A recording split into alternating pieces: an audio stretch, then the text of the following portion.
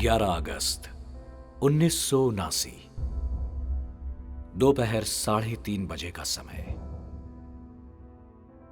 मोरबी शहर को चीर कर बहती मच्छू नदी में पानी बढ़ने से अचानक डैम की दीवार टूटी और देखते ही देखते पूरा शहर 15 फीट पानी में डूब गया। मकान मिलकत सब ध्वस्त हो गया।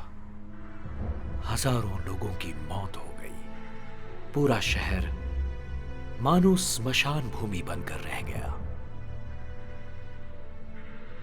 ये समाचार मिलते ही बड़ौदा स्थित स्वामी श्री ने तुरंत ही संतों और स्वयं सेवकों की एक टुकड़ी को मोरबी की ओर रवाना कर दिया। सबसे पहले पानी और चाय की व्यवस्था शुरू करवाई। राहत कार्य को तीव्र गति देने के लिए आकाशवाणी रेडियो पर भी संस्था के सभी युवाओं को इस कार्य में जुड़ने की अपील की और दूसरे ही दिन 1500 स्वयंसेवक मोरबी की भूमि पर दौड़े चले आए। फोन द्वारा सतत संपर्क में रहते स्वामी श्री ने मोरबी में पीड़ितों के लिए कीचड़ से तरबतर मोरबी शहर को स्वच्छ करने का अभियान शुरू करवाया। गर्मा गर्म भोजन परोसते रसोई गृह शुरू करवाए। घायल लोगों के उपचार के लिए दवाखाने शुरू करवाए। स्थानीय लोगों की जानकारी रजिस्टर करवा के गुमशुदाओं को तलाशने की कोशिश शुरू करवाई। इतना ही नहीं, विचरण की व्यस्तता के बीच भी एक दिन का अवकाश लेकर स्वामी श्री स्वयं मोरबी नगर आ पहुंचे।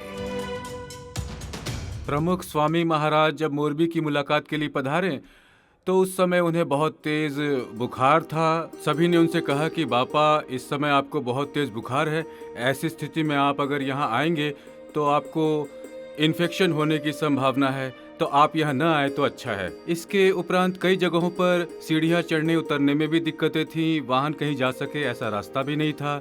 चढ़ान और ढलान से भरे बहुत कठिन रास्ते थे। पर बापा ने कहा, ना, मुझे सबसे मिलना है। मैं प्रमुख स्वामी जी को मिला, उनको चरण स्पर्श किया और स्वामी जी कहने लगे कि हम स्वामीनारायण संस्था से आए हैं और यहाँ जो मोरबी में जो हुआ है उसके लिए आए हैं। तो मैंने प्रमुख स्वामी जी को बोला कि ये तो हमारा भाग्य है कि आप यहाँ पधारे हैं और आपके दर्शन से जो है हम लोगों को बहुत सहयोग मिलेगा और हम लोग जिस कार्य में लगे हुए हैं, मोरबी तकरीबन इस समय पूरा टाउन जो है वो तबाह हो चुका है। तो प्रमुख स्वामी जी कहने लगे कि मैंने पूरा एरिया में जाकर देखना है। तब मुझे याद है कि प्रमुख स्वामी जी जो है हाथ में जो स्वामीनारायण की मूर्ति जो है वो लेकर चलते थे और काफ़ी यंग थे। आर्मी में उन दिनों विली जीप होती थी खुली हुई, तो उसमें मैंने उनको स्वामी जी को अपने साथ में बिठाया और मैंने खुद ड्राइव किया और उनको हर एक जगह में ले गया। तो जब स्वामी जी ने ये सीन देखा, ये दृश्य देखा, तो उनकी आंखों से आंसू आने लगे।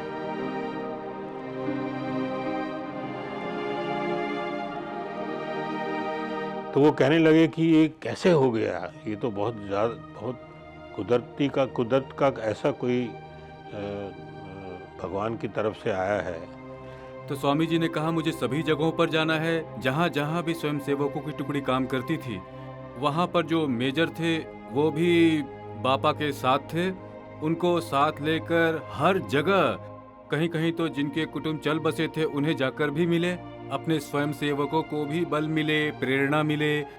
तो वे जहाँ जहाँ सेवा करते थे वहाँ इतने बुखार में भी स्वामी जी हर जगह गए। भलु परवा हमेशा बिजानु, देहने दमता प्रमुख स्वामी, स्वीकारी पार की पीड़ा, स्वी आरी पार की पीड़ा, हसीने खमता प्रमुख स्वामी, हसीने खमता प्रमुख स्वामी। यदि हम होते तो आनाकानी करते। ऐसे कीचड़ और उबड़ खाबड़ रास्तों पर टूटे हुए मकान जो रास्तों पर ढेर होकर पड़े थे, वहां से होकर जाना बहुत ही कष्टकारी था। हम इस वीडियो में देख सकते हैं कि रास्ते बहुत ही उबड़ खाबड़ थे, फिर भी बापा सभी स्वयं सेवकों को किस तरह स्नेह पूर्वक मिल रहे हैं। और तो और वात्सल्य मूर्ति स्वामी श्री को मन हुआ कि मुझे इन स्वयं सेवकों की सेवा करनी है। संतों और कार्यकर्ताओं ने ना कहा, फिर भी बुखार में भी वहां उपस्थित सरकारी कर्मचारियों, ग्रामजनों एवं स्वयं सेवकों को, वहां सभी को स्वयं बापा ने चाय परोसी। बापा सभी जगह लोगों से पूछते कि घर के सामान में क्या क्या था। वो बापा हमें लिखवाते थे। दरअसल जब हम निकले थे उसी वक्त उन्होंने सूचित किया था कि साथ में डायरी और पेन जरूर रखना, ताकि मेजर साहब के साथ ये सारे पॉइंट दर्ज होते जाएं।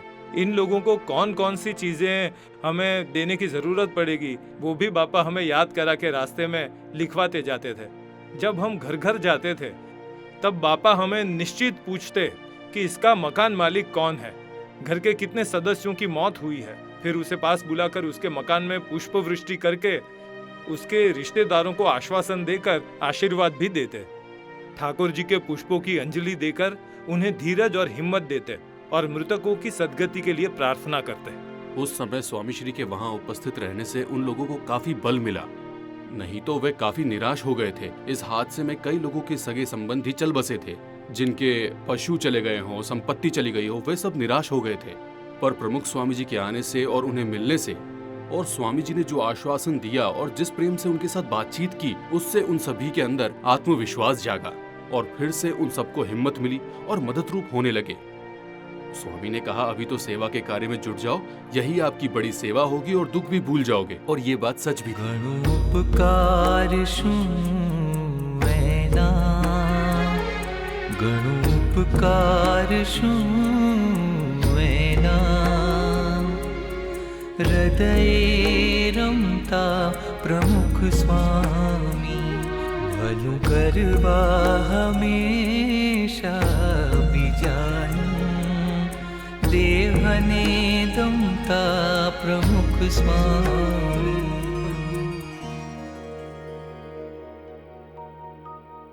और प्रमुख स्वामी महाराज पधारे और मैं साथ में था। तब जिस जिस जगह बापा जाते थे वहां स्वयं सेवक उत्साह में आकर कीचड़ की परवाह किए बगैर दंडवत करने लगते थे। बापा को हाथ जोड़कर नमस्कार करते थे।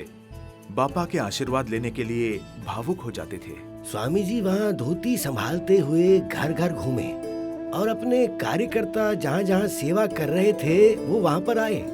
स्वामी जी को देखकर बापा आए कहकर सभी कार्यकर्ता एकदम खुश हो गए थे।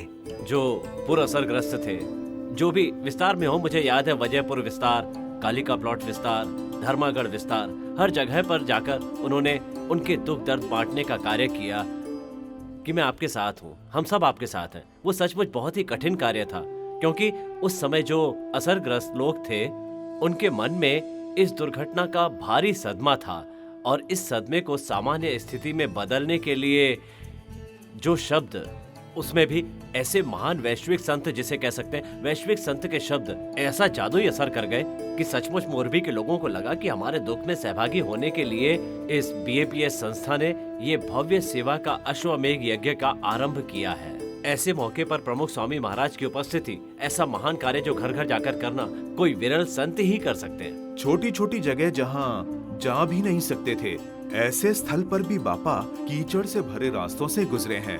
यदि कोई कहे कि बापा यहाँ जाने जैसा नहीं है, तो वे कहते नहीं, जाना है, देखना है क्या हुआ। जब भी वो लोकल पॉपुलेशन से या लोगों से बात करते थे, जैसे एक भाई की तरह या एक पिता की तरह बात करते हैं, और उनका जो कार्य करने का, जो कार्य संचालन का जो कारण क्वालिटी थी, वो बहुत ग्रेट थी।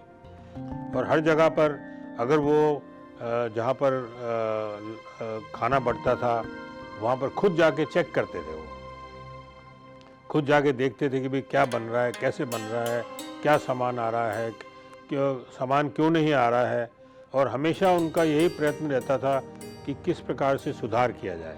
तो इसी प्रकार से हमारे विचारक हैं, हम सब लोग जो है एक मिलकर जो देश में इतनी बड़ी विपदा आई है उसको हमने ठीक करना है। और सच पूछो तो असंख्य घर कब्र बन गए थे मानवों के। एक एक घर में 2-2, 3-3 लाशें, 2-2, 3-3 मौतें। पर बापा इतने दयालु कि बापा उस टूटे हुए डैम के पास आए और बापा ने हाथों में पानी लेकर संकल्प किया कि इस बाढ़ के हादसे में जिन जिन लोगों की मौत हुई है उन सबका हे महाराज कल्याण करना, उनकी आत्मा को शांति प्रदान करना। तो ये एक बहुत बड़ी क्वालिटी जो है प्रमुख स्वामी जी महाराज में थी, जो मैंने हमेशा उनके साथ देखी है।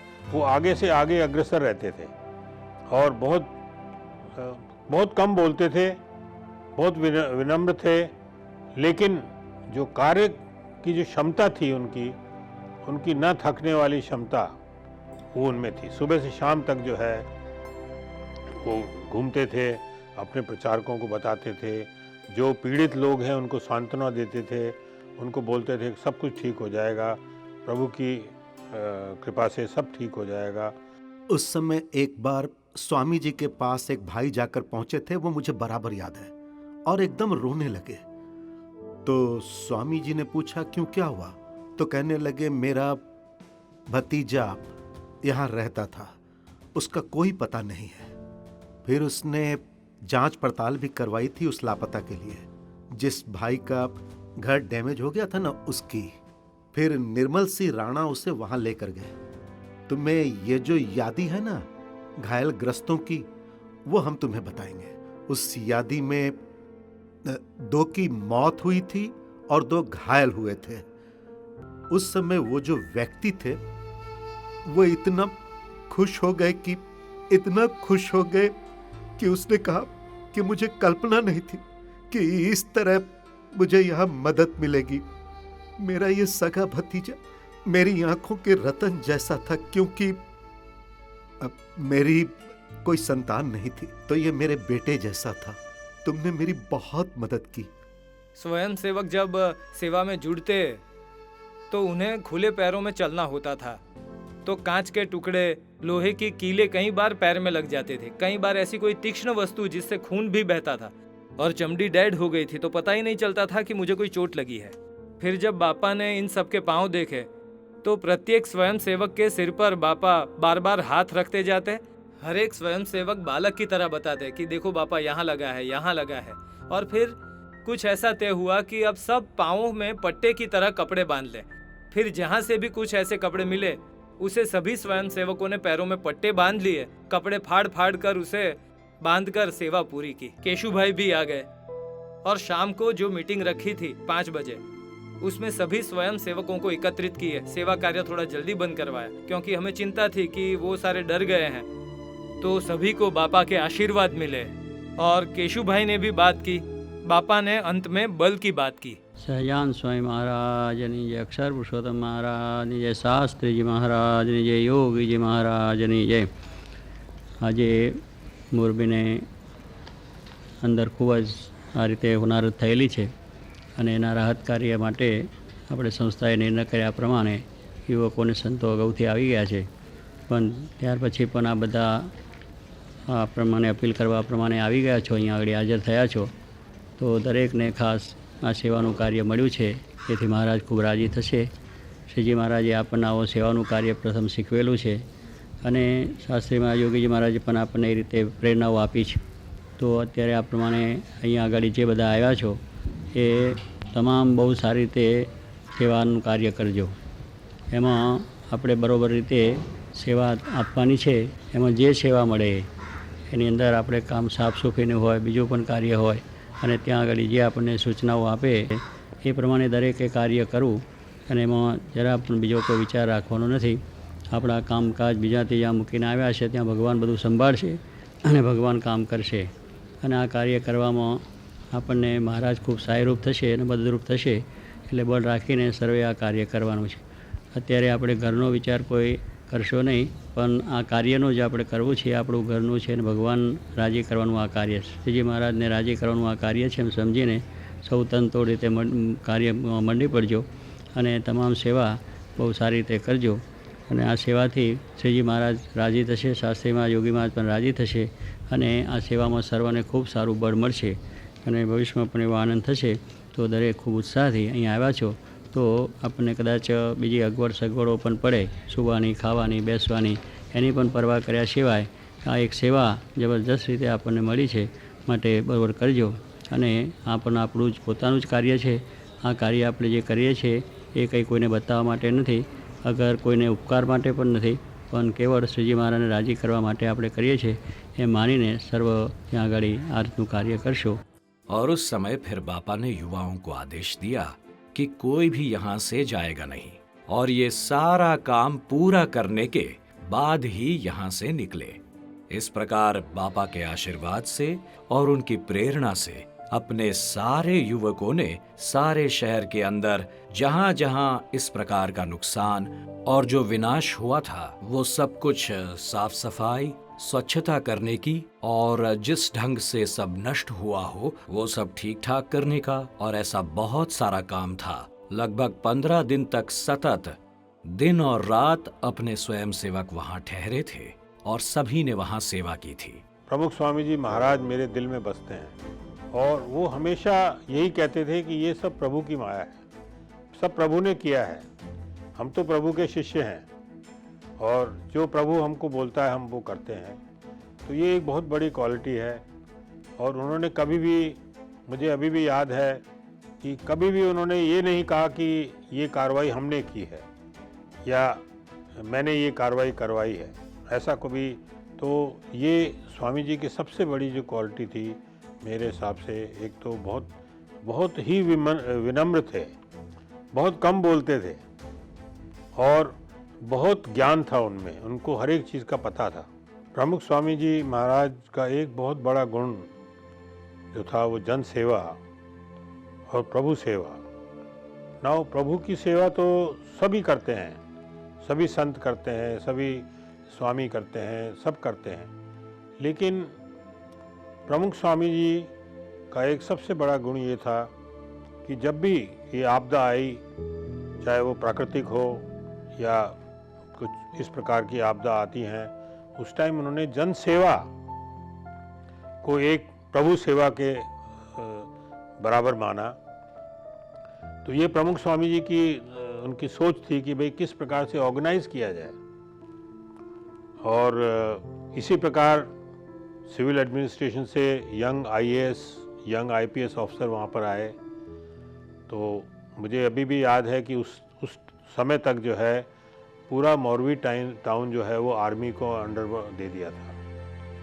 तो उस समय सबसे बड़ा रिक्वायरमेंट था कि इनको किस तरह से ऑर्गेनाइज किया जाए.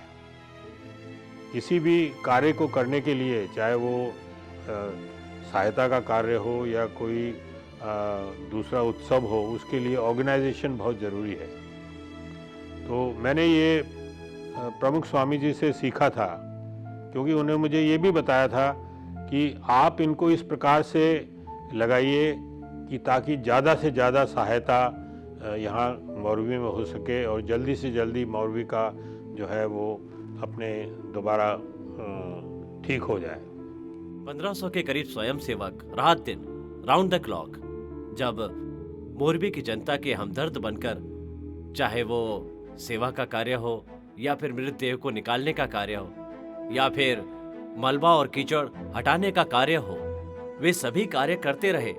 फिर चाहे पैरों में कील लगी हो या कांच लगा हो, क्योंकि परिस्थिति ऐसी ही थी कि ना तो हम इसे मान सकते हैं और ना ही कल्पना कर सकते हैं. पर मैंने देखा है अपनी आंखों से बहुत करीब से, और जो काम बीएपीएस संस्था ने किया है, न भूतो न भविष्यति. और प्रमुख स्वामी महाराज की सूचना थी कि जब तक मोरवी सक्षम न हो जाए तब तक मेरे संत हैं, जो मेरे हरिभक्त हैं, वे अनन्य सेवा करते रहेंगे. और इस बात को एक टीम वर्क से, संघ भावना से, कर्मयोग से बीएपीएस संस्था ने कर दिखाया और उसका हम सबको विशिष्ट गौरव है. बापा उस समय साथ साथ सूचित करते थे कि आसपास के गांवों में भी अपने स्वयं सेवकों को भेजो.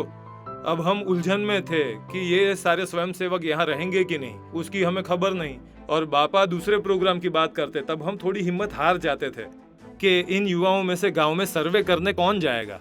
तो स्वामी बापा ने हमें भाद्रा से आज्ञा दी कि तुम्हें 1 महीने तक मोरबी के आसपास के गांव, जिनकी स्वामी जी ने लिस्ट तैयार करवाई थी, जिसमें मालिया तक के गांव थे, जो नदी के दोनों किनारे के गांव थे, जिसके अंदर देखे तो अनाज, कपड़ा, अन्य जीवन जरूरी सामान सब 1 महीने तक 2-2, 3-3 बार एक ही गांव में जाकर उनकी मदद करनी होगी। हमने उनके साथ मिलके जो है बहुत कुछ सीखा।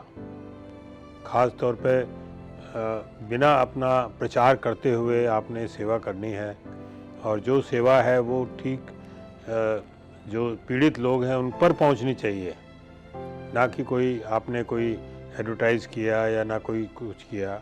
और मेरे हिसाब से स्वामी जी ने जो है उस टाइम पर प्रमुख स्वामी जी ने बहुत की कृपा से और उनके शौर्य से जो है ये सारा काम पूर्ण हुआ है। क्योंकि जब पुनर्वास शुरू हुआ तब घरों के सर्वे करके उस घर में क्या क्या जरूरत है उसके लिए स्वयं सेवकों को राउंड द क्लॉक 24 घंटे उस कर्मयोग में जोड़ करके सचमुच सर्वे करके किसको क्या क्या जरूरत है वो वस्तु पहुंचानी थी।